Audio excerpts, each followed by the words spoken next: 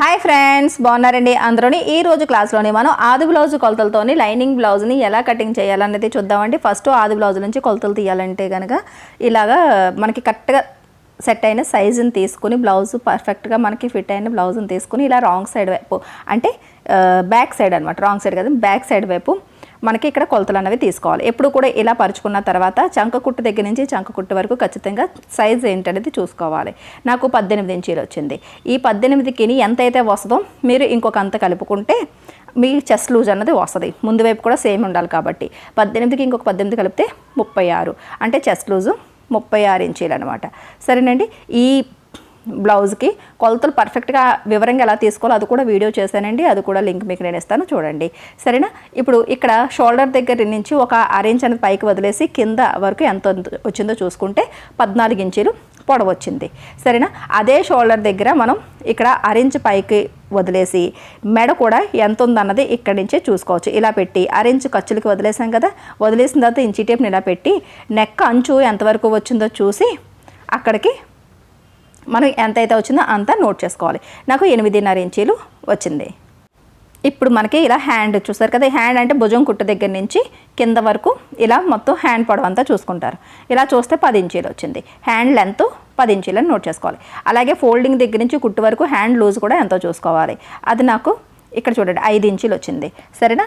అదే రకంగా నడుం హుక్ బెల్ట్ దగ్గర నుంచి ఐ బెల్ట్ వరకు ఎంత ఉందో చూసుకుంటే ఇది నడుం కొలత వస్తుంది. బ్లౌజ్ పర్ఫెక్ట్గా కుదరాలి అంటే నడుం కొలత అలాగే చెస్ట్ లూజు రెండూ కూడా ఖచ్చితంగా ఉండాలి. సరేనండి. ఇలా చూసుకుంటే కనుక నాకు నడుం కొలత వచ్చేసి 32. ఆ తర్వాత ఇక్కడ పై భుజం దగ్గర నుంచి 1/2 ఇంచ్ వదిలేసి ఇలా చూసుకుని హుక్ బెల్ట్ ఉంది చూసారు, దాని అంచుని ఇలా స్ట్రైట్గా చూసుకుంటే ఎంత వచ్చిందో చూస్తే ఇక్కడ ఫ్రంట్ నెక్ అన్నది వచ్చేస్తుంది అనమాట. సరేనండి. ఫ్రంట్ నెక్ అన్నది 7 ఇంచీలు వచ్చింది. ఇప్పుడు ఈ కొలతలతోని మనం బ్లౌజ్ కటింగ్ అన్నది చేద్దాం. సరేనండి. ఇప్పుడు పొడవు ఎంత 14 ఇంచీలు కదా, 14 ఇంచీలకి 1 ఇంచ్ అన్నది కలుపుకొని 15 ఇంచీల దగ్గరికి మనం ఫస్ట్ మార్కింగ్ చేసుకోవాలి. ఇక్కడ నుంచి ఫోల్డింగ్ వైపు 15 ఇంచీలకి ఒక మార్కింగ్ చేసాం. అలాగే కొద్దిగా దూరంగా కూడా ఒక మార్కింగ్ చేస్తే మీకు లైను స్ట్రైట్గా వస్తుంది అనమాట. సరేనా. ఇక్కడ నుంచి ఇది ఇలా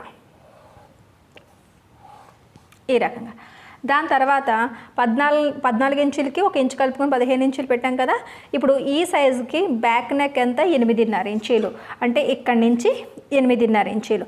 ఈ సైజు వాళ్ళకి ఈ నెక్ అన్నది పెద్ద డీప్ నెక్ కాదు, అలాగని చెప్పేసి మరీ పైకి కాదు, మీడియంగా ఉంటుంది. సరేనా. ఇది 36 సైజు కాబట్టి మనం 5.5 ఇంచులకి మార్కింగ్ చేసుకోవాలి. సరేనండి.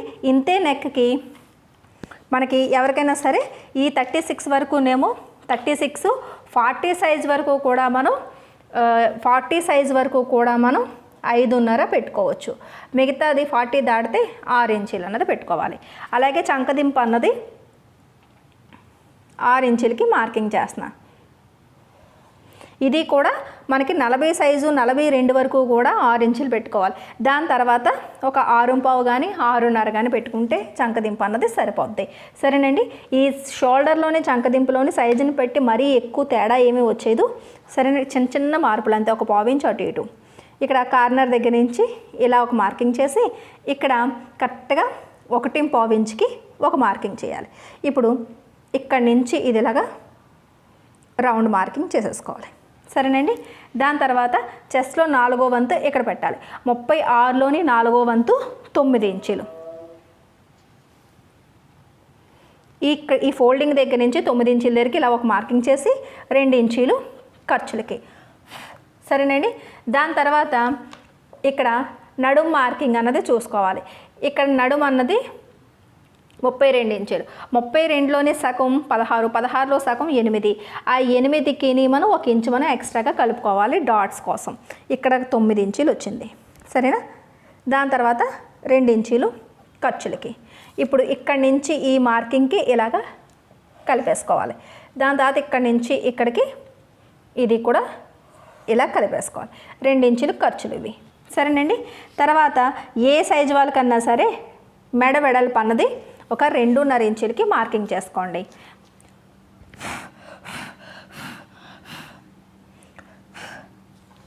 సరేనండి. ఇక్కడ చిన్న సైజు వాళ్ళకి అంటే ఒక 36 సైజు వరకు రౌండ్గా నెక్ కావాలనుకుంటే ఇక్కడ 3 ఇంచీలు పెడతాం అందరికీ. లేదు రౌండ్ తక్కువ కావాలి అనుకున్న వాళ్ళు యాస్టీస్గా మెడ వెడల్పు ఎంత ఉందో ఈ సేమ్ ఇక్కడ కూడా అంతే తీస్తాం. ఎక్కువ రౌండ్ వద్దన్నారు ఈ కస్టమర్, అందుకని చెప్పేసి నేను 2.5 ఇంచీలే పెడుతున్నాను. సరేనండి, ఇక్కడి నుంచి ఇక్కడికి ఇలా కలిపేసాం. దాని తర్వాత రౌండ్ అన్నది ఇలా ఇచ్చేసుకోండి. సరేనా? దాని తర్వాత ఫ్రంట్ నెక్ డీప్ ఎంత అన్నది మనం కొలుచుకున్నాం కాబట్టి అది ఇక్కడ మార్కింగ్ అన్నది చేసేసుకోవాలి. 7 ఇంచీలు వచ్చింది కదా, ఇక్కడి నుంచి పైనుంచి ఇలాగా ఇక్కడ 7 ఇంచుల దగ్గరికి ఒక మార్కింగ్, జస్ట్ ఒక మార్కింగ్ పెట్టి వదిలేస్తాం. ఇప్పుడు కటింగ్ చేసేటప్పుడు నెక్ వదిలేసి మిగతాదంతా కటింగ్ చేసేసుకోవాలి.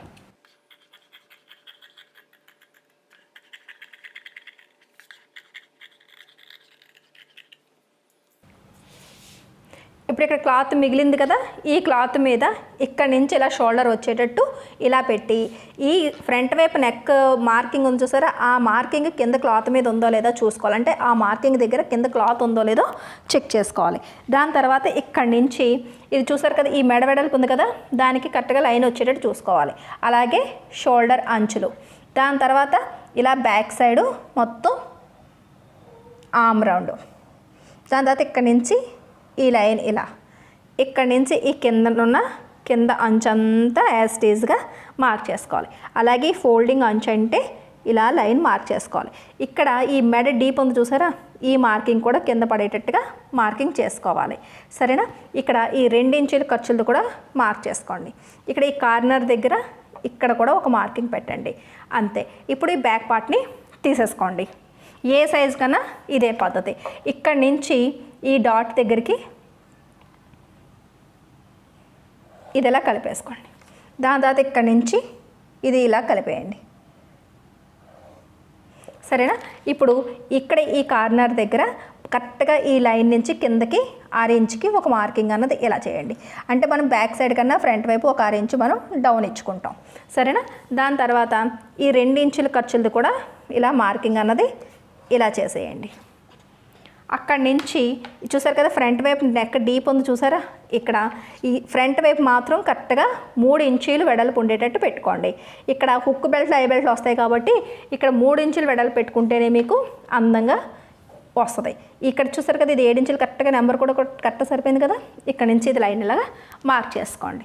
ఇక్కడ ఇలా రౌండ్ ఇచ్చుకోండి. సరేనా?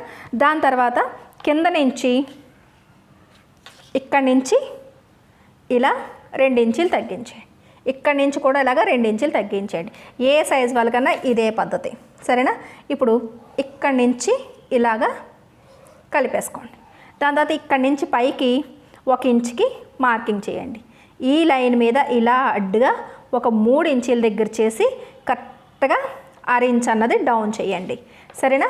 ఇప్పుడు ఈ 1 ఇంచ్ దగ్గర నుంచి ఇలాగా ఈ 6 ఇంచుకి షేప్ ఇచ్చుకుంటాం. ఇలా షేప్ ఇచ్చుకున్న తర్వాత నెమ్మదిగా ఇలా కిందకి ఇలాగే స్ట్రైట్గా వస్తూ ఈ కార్నర్ దగ్గర కలిపి ఒక 6 ఇంచ్ ఇలాగా ఇలా పైకి తీసుకొస్తాం. సరేనా? చూసారు కదా, ఇలా అయితే మీకు పర్ఫెక్ట్గా రౌండ్ అన్నది వస్తుంది.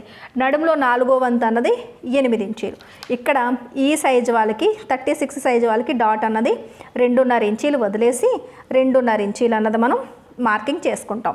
అదే మీరు 36 కన్నా 34, 32 వరకు అయితే కనుక ఈ డిస్టెన్స్ అనేది 2 ఇంచులు పెడతారు. అలాగే 40కి పైన ఉన్న సైజు వాళ్ళకి 3 ఇంచులు పెడతారు. అంతే తేడా. సరేనండి? ఇక్కడ మనం ఎంత అయితే డాట్ పెట్టామో ఆ డాట్ నడుములో 4వ వంతుకి కలుపుకోవాలి. 8కి 2.5 కలిపితే 10.5 వస్తుంది. ఈ 10.5కి 2 ఇంచుల ఖర్చులు కూడా కలుపుకోవాలి. అప్పుడు 12 వస్తుంది. సరేనా? ఇక్కడి నుంచి ఈ లైన్ అంతా ఇలాగా కొలుచుకోవాలి. మీకు 12 ఇంచులు వచ్చిందా లేదా చూసారు కదా. నాకు ఇంకా 1/4 ఇంచ్ ఎక్స్ట్రాగానే ఉంది కానీ తగ్గలేదు కాబట్టి అలా ఉంచేసుకోండి. ఒకవేళ మీకు సరిపోకపోతే పెద్ద సైజు వాళ్ళకి ఎంత చాలేదో అంత ఇలా పెంచుకొని ఇక్కడి నుంచి లైన్ అన్నది ఇలా కలుపుకోవాలి. అప్పుడు అది కటింగ్ చేసుకోవాలి. సరేనా? ఇప్పుడు నేను ఇది కటింగ్ చేసేస్తున్నాను.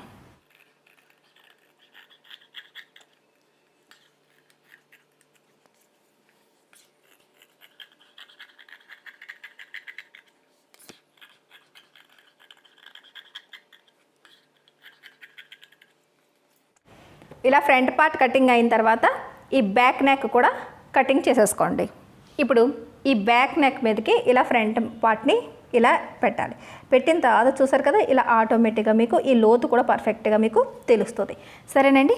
ఇప్పుడు ఇక్కడి నుంచి మనం ఈ ఫ్రంట్ వైపు కింద లైన్ ఉంది చూసారా, అక్కడి నుంచి పైకి 6 ఇంచుకి షేప్ బెల్ట్ కోసం మార్కింగ్ చేస్తారు. అలాగే ఇక్కడ కూడా 6 ఇంచ్ ఇటువైపు కూడా మీరు షేప్ బెల్ట్కి ఖర్చులతో పాటు తీయడానికి మార్కింగ్ చేస్తాం. ఇప్పుడు ఇక్కడి నుంచి ఈ 6 ఇంచ్ దగ్గర నుంచి కిందకి 3.5 ఇంచీలు అన్నది వచ్చింది. అలాగే ఇక్కడ 3 ఇంచీలు వచ్చింది. ఇక్కడి నుంచి ఇక్కడికి మొత్తం నడుము అంతా కలిపి 11 ఇంచీలు అన్నది వచ్చింది. సరేనా. ఇప్పుడు ఈ కొలతలతోని షేప్ బెల్ట్ తీసుకోవాలి. ఇక్కడ మనకి క్లాత్ అనేది ఇలా ఎల్ షేప్లో మనకి మిగులుతుంది. ఇక్కడ కోరంచులు 2 సమానంగా ఉండేటట్టు ఇలా చూసుకుని ఇటువైపుకి ఇలా మన వైపుకి తిప్పుకుంటే ఇటువైపు నుంచి ఇక్కడికి మనం ఒక షేప్ బెల్ట్ అనేది తీసుకోవచ్చు. 2 ముక్కలు వస్తాయి. ఈ 11 ఇంచీలు ఇక్కడి నుంచి ఇలా పెట్టండి. నాకు 6 ఇంచ్ అన్నది తగ్గింది, అయినా సరే పర్వాలేదు, ఎందుకంటే బ్యాక్ సైడ్ డాట్స్తో పాటు కలిపే ఈ నడుము కొలత ఉంది కాబట్టి 6 ఇంచ్ తగ్గినా సరే మనకి సరిపోద్ది. ఈ 3.5 ఇంచీలు మన వైపు ఇలా ఇక్కడ మార్కింగ్ చేసుకోవాలి. కింద నుంచి పైకి ఈ 3 ఇంచీలు ఇక్కడ మార్కింగ్ చేయండి. సరేనా. షేప్ తీయడం రాకపోతే కనుక ఈ చివరి నుంచి కరెక్ట్గా 3.5 ఇంచుల దగ్గర ఇలా స్ట్రైట్గా లైన్ గీయండి. ఇక్కడ ఎంతైతే పెట్టారో దానికి 1 ఇంచు తగ్గించండి. ఇక్కడ 3.5 కదా, 1 ఇంచు తగ్గిస్తే కరెక్ట్గా 2.5 ఇంచీలు. సరేనా. ఇప్పుడు ఇక్కడి నుంచి ఇలా షేప్ ఇచ్చుకోండి. ఇలా షేప్ ఇచ్చిన తర్వాత ఇక్కడి నుంచి ఇలా దీనికి ఇలా కలిపేయాలి. సరేనా. ఆటోమేటిక్గా మీకు షేప్ వచ్చేస్తాయి. ఇక్కడ ఒక కట్ అన్నది ఇక్కడ పెట్టారంటే ఇది హుక్కుల వైపు అని చెప్పేసి మీకు తెలుస్తుంది. ఇది కటింగ్ చేసి ఈ 2 ముక్కల్ని మళ్ళీ ఇలా పెడితే ఇక్కడ ఒక 2 ముక్కలు వస్తాయి. కింద మిగిలిన క్లాత్ ఏమో బ్యాక్ సైడ్ హెమ్మింగ్ బెల్ట్కి సరిపోద్ది.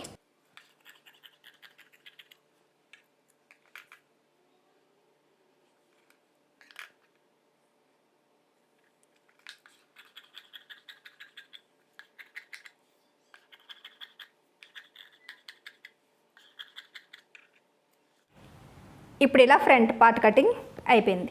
ఇప్పుడు హ్యాండ్ కటింగ్. ఇప్పుడు హ్యాండ్ కటింగ్ కోసం బ్యాక్ సైడ్ ఆర్మ్ రౌండ్ అన్నది కొలుచుకోవాలి. ఇక్కడి నుంచి ఇదిలాగా బ్యాక్ సైడ్ ఆర్మ్ రౌండ్ అన్నది ఇంచీ టేప్ అంచుని చక్కగా ఎలా కొలుచుకుంటే నాకు 10.5 ఇంచీలు వచ్చింది. దానికి 1 ఇంచు తగ్గించేసి 9.5 ఇంచీలకి తీసుకోవాలి. మీకు ఎంత అయితే వస్తుందో దానికి 1 ఇంచ్ అన్నది తగ్గించేసుకోండి. సరేనా. ఇప్పుడు మనకి క్లాత్ అన్నది ఇది చూడండి, ఇక్కడి నుంచి ఇది ఎలా మిగిలింది ఇక్కడి నుంచి. సరేనండి.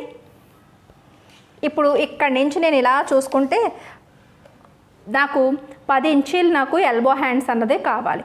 10కి ఇంకొక ఇంచు కలిపితే 11, 11 + 11 22 ఇంచీలు. 22 ఇంచీలు ఇక్కడ ఏమైనా నాకు సరిపోతుందేమో చూసుకుంటే నేను 1.5 మీటర్ నేను లైనింగ్ తీసుకున్నానండి. ఎందుకంటే కస్టమర్స్ ఏంటంటే నాకు అతుకులు కూడా హ్యాండ్స్ కూడా వేయొద్దు అని చెప్పారు. కాబట్టి ఇక్కడి నుంచి దీన్ని ఇలా మనం ఇక్కడికి ఇలా ఫోల్డింగ్ అన్నది ఇలా తీసుకొస్తే ఇక్కడ చూసారా 2 ఫోల్డింగ్లు వచ్చాయి, ఇక్కడ 4 ఓపెన్లు వచ్చాయి. ఇక్కడ కటింగ్ అన్నది ఇంచుమించులు ఇలా పెడితే ఇక్కడికి వచ్చింది చూసుకోండి జాగ్రత్తగా. సరేనా. ఇక్కడ నాకు హ్యాండ్ లెంత్ ఎంత కావాలి మనకి 10 ఇంచులు. ఇందాక మనం కొలుచుకున్నాం కదా, లూజ్ ఏమో 5 ఇంచీలు. ఇక్కడ 1 ఇంచు కలుపుకొని 11 ఇంచీలకి మనం ఈ పొడవు పెట్టుకోవాలి. ఇది లైనింగ్ బ్లౌజ్ కాబట్టి. సరేనా. అంత ఉండేటట్టుగా ఇది ఇలా అడ్జస్ట్మెంట్లు చేసుకుని ఈ ఫోల్డింగ్ని ఇలా చూసుకుంటే సరిపోద్ది అనమాట. ఇది చూడండి, ఎల్బో హ్యాండ్స్కి అతుకులు లేకుండా వేసుకోవాలి అంటే ఇలా కటింగ్ అన్నది చేసుకోవాలి. కింద నుంచి చూసుకోవాలి. కింద నుంచి అయితే మీకు కరెక్ట్గా లెంత్ వస్తుంది. ఇలా 11 ఇంచీలకి మార్కింగ్ చేసుకున్నాం. ఇక్కడ కూడా సేమ్ అదే రకంగా 11 ఇంచీల దగ్గరికి మార్కింగ్ చేసుకున్నాం. ఇప్పుడు మనకి అనుకున్న పొడవు అన్నది పర్ఫెక్ట్గా మనకి వచ్చేసింది. చూస్తున్నారు కదా, 2 ఫోల్డింగ్లు ఒక దగ్గర ఉన్నాయి, 4 మడతలు ఒకవైపు ఉన్నాయి. సరేనా. ఇప్పుడు ఆర్మ్ రౌండ్ కొలుచుకుంటే మనకి 10.5 ఇంచీలు వచ్చింది కదా, దానికి 1 ఇంచు తగ్గించి ఈ ఫోల్డింగ్ దగ్గర నుంచి ఇక్కడికి 9.5 ఇంచీల దగ్గరికి మార్కింగ్ చేసుకోవాలి. ఇటువైపు కింద కూడా కరెక్ట్గా 9.5 ఇంచీల దగ్గరికి మార్కింగ్ చేసుకోవాలి. ఇప్పుడు ఇక్కడి నుంచి ఇక్కడికి ఇలా లైన్ కలిపేస్తే మనకి కావాల్సిన ఎల్బో హ్యాండ్ మొత్తం అంతా కూడా ఈ బాక్స్లోకి వచ్చేస్తాయి అనమాట. ఇప్పుడు ఇక్కడి నుంచి మనం చంకదింపు అన్నది ఏ సైజు వాళ్ళకన్నా 3.5 ఇంచులకి మార్కింగ్ చేసుకుంటాం ఎల్బో హ్యాండ్స్కి. ఇప్పుడు ఇక్కడి నుంచి బ్లౌజ్ ఖర్చులకి మీరు ఎంత పెట్టారో ఆ ఖర్చులు 2 ఇంచీలకి నేనైతే 2 ఇంచీలు పెట్టాను. ఆ 2 ఇంచీలు స్ట్రైట్గా మార్క్ చేసి ఇక్కడ ఒక మార్కింగ్ అన్నది పెడతారు. సరేనండి, ఇక్కడ ఎల్బో హ్యాండ్ కన్నా ఏ హ్యాండ్ కన్నా సరే ఒక 36 చెస్ట్ లూజ్ వరకు 1.5 ఇంచ్కి మార్కింగ్ చేసుకోవాలి. మిగతాది 38 నుంచి ఇంక ఎవరైనా సరే ఇక్కడ నుంచి 2 ఇంచీలకి మార్కింగ్ చేసుకుంటే ఇక్కడ బుట్టలా రాకుండా ఉంటుంది. ఇప్పుడు ఈ 1.5 ఇంచ్ దగ్గర నుంచి ఇక్కడికి ఇలాగా షేప్ ఇచ్చేసుకుంటాం ఈ రకంగా. సరేనా, ఇలా షేప్ వచ్చేసింది కదా. ఇప్పుడు ఇక్కడ మనకి హ్యాండ్ లూజ్ వచ్చేసి 5 ఇంచీలు. 5 ఇంచీలకి ఫస్ట్ ఒక మార్కింగ్ చేసుకోవాలి, తర్వాత 2 ఇంచీలు ఖర్చులకి మార్కింగ్ చేసుకోవాలి. ఇప్పుడు ఇక్కడి నుంచి ఇక్కడికి ఇలాగా కలిపేసుకోండి. ఆ తర్వాత ఇక్కడి నుంచి ఇక్కడికి ఇలా కలిపేసుకోండి. ఇప్పుడు మనకి హ్యాండ్ అన్నది షేప్ వచ్చేసింది. 11 ఇంచీలు మనకి పొడవు వచ్చేసింది. సరేనా, ఎక్కడా కూడా అతుకులు అనేవి లేవు. ఇప్పుడు కటింగ్ చేసేద్దాం.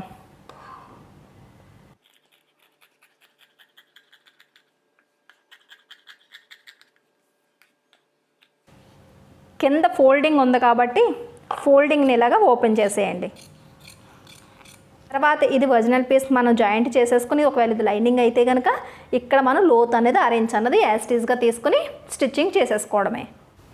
ఇక్కడ చూడండి, ఇలాగా మనం బార్డర్ దగ్గర మనకి ఒరిజినల్ పీస్ దగ్గర అడ్డు నేత మీద మనకి బార్డర్ వచ్చింది. అంటే కోరంచుల వైపు కాకుండా కటింగ్ వచ్చిన వైపు మనకి ఈ బార్డర్ అనేది వచ్చింది. ఎక్కువ రేటు చీరలకి మనకి ఇలాగే బార్డర్స్ అన్నవి వస్తాయి. సరేనండి, ఇది చూడండి ఒకసారి మనకి అంటే బార్డర్ దగ్గర ఇటువైపు ఏంటంటే అడ్డు నేత కాబట్టి ఇటువైపు అంతా బాడీ కటింగ్ చేయాలి. మనకి చిన్న హ్యాండ్ అన్నా ఎల్బో హ్యాండ్స్ అన్నా సరే సరిపోతాయండి. క్లాత్ ఎక్కువగా ఉందో లేదో ఒకసారి మాత్రం చెక్ చేసుకోండి. అలా చెక్ చేసుకున్న తర్వాతే కటింగ్ అనేది చేయాలి. సరేనండి, ఇప్పుడు చూసారు కదా, జెరీ అంచు దగ్గరికి కరెక్ట్గా బార్డర్ దగ్గరికి ఒక చిన్నది కటింగ్ అయ్యి ఉన్నది, అంటే కొద్దిగా రఫ్ కింద వచ్చిందనమాట ఈ అంచులు కాబట్టి.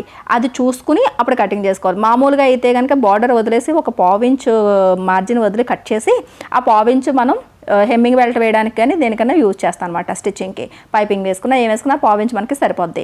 లేదు ఇప్పుడు ఇలా మనకి కరెక్ట్గా బార్డర్ దగ్గర నాకు కట్ అయ్యి వచ్చింది కాబట్టి ఈ మొత్తం ఈ వేస్ట్ క్లాత్ని అంతా కూడా బార్డర్కి అంచుకి తీసేయాలి.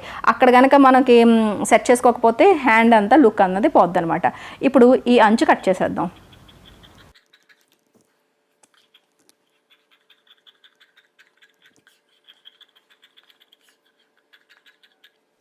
ఇది కటింగ్ అయిన తర్వాత బార్డర్ని ఇలాగా 4 మడతలు పెట్టాలి. ఎల్బో హ్యాండ్స్ అయినా సరే ఇలా ఫోల్డింగ్ అన్నది ఇలా ఫోల్డింగ్కి ఇలా ఉండేటట్టు ఇలా చూసుకుని ఇప్పుడు కటింగ్ అన్నది చేసుకోవాలి.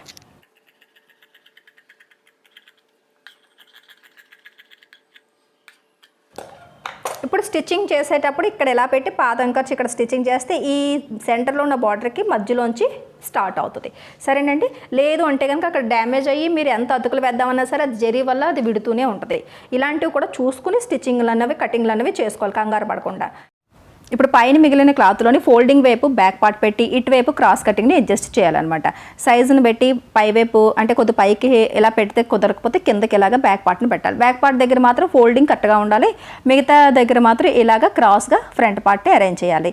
దాని తర్వాత షేప్ బెల్ట్ ఇక్కడ. సరేనండి, ఈ రకంగా అరేంజ్ చేసుకుని ఇది ఇప్పుడు కటింగ్ చేసేస్తే బ్లౌజ్ కటింగ్ అన్నది అయిపోద్ది.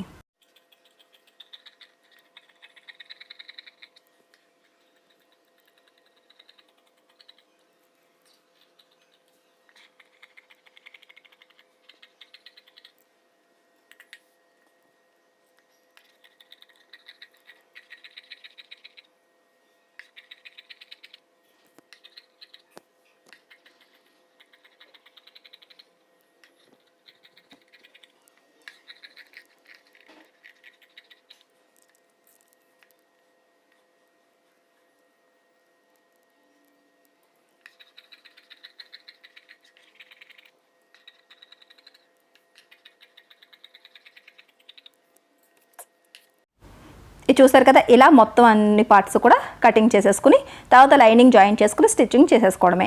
ఒకవేళ మీకు స్టిచ్చింగ్ దగ్గర కూడా ఏవైనా డౌట్స్ ఉంటే కనుక నెక్స్ట్ క్లాస్లోని వివరంగా మీకు ఈ స్టిచ్చింగ్ స్టెప్ బై స్టెప్ ప్రతిదీ కూడా వివరంగా చూపిస్తానండి.